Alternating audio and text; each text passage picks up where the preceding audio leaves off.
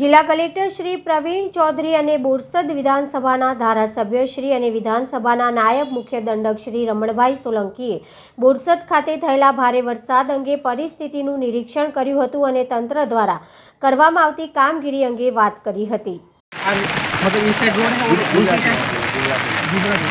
एक बाजू रोड है, पानी के ब्रांच है, पेली बाजू આગળ લોકોની કેટલા જમીન આવા જવા માટે આ અમે બનાવેલા ને સર પાણી તો કાંઠથી કેટલું શહેરમાં આખા વિશ્વમાં તમે ન્યુયોર્ક પણ લેવો ને તો 1 ઇંચ પ્રતિ કલાકની વરસાદ માટે પાઇપલાઇન જે ક્ષમતા 3000 mm ડાયામીટર મેક્સિમમ ડાયામીટર વપરાય છે। આમાં પણ 1 ઇંચ પ્રતિ કલાકથી વધારે આજરોજ સવારે 8 વાગ્યાથી 12 વાગ્યા સુધીમાં બોરસદ તાલુકા મથકે આશરે 13 ઇંચ જેટલી વરસાદ પડી છે 4 કલાકમાં।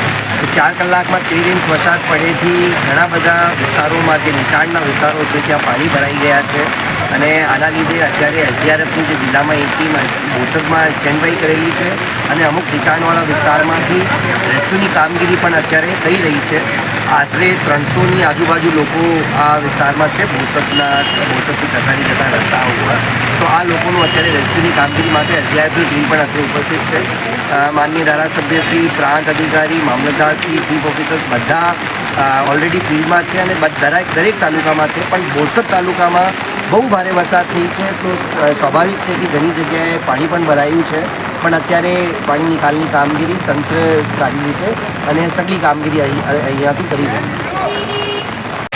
મુસળધાર વરસાદ બોરસદમાં પડી રહ્યો છે, પરંતુ વહીવટીતંત્રની સક્રિયતા અને પ્રોપર પ્લાનિંગને કારણે આજે 14 ઇંચ જેટલો અત્યાર સુધી વરસાદ વરસ્યો છે, છતાં પણ સવારથી જ કલેક્ટર સાહેબશ્રી, પ્રાંત અધિકારી, નગરપાલિકાના તમામ સ્ટાફ, ટ્રાન્સ વિભાગના અધિકારીઓ, વિવિધ વિભાગના જુદા જુદા અધિકારીઓ એ સતત એ બોરસદમાં અહીંયા રહીને પ્રજાના પ્રશ્નોનો એકદમ સારી રીતે નિકાલ કરી રહ્યા છે।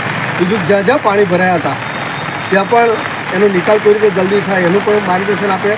સાથે સાથે તમામ મશીનરી પણ આવી છે।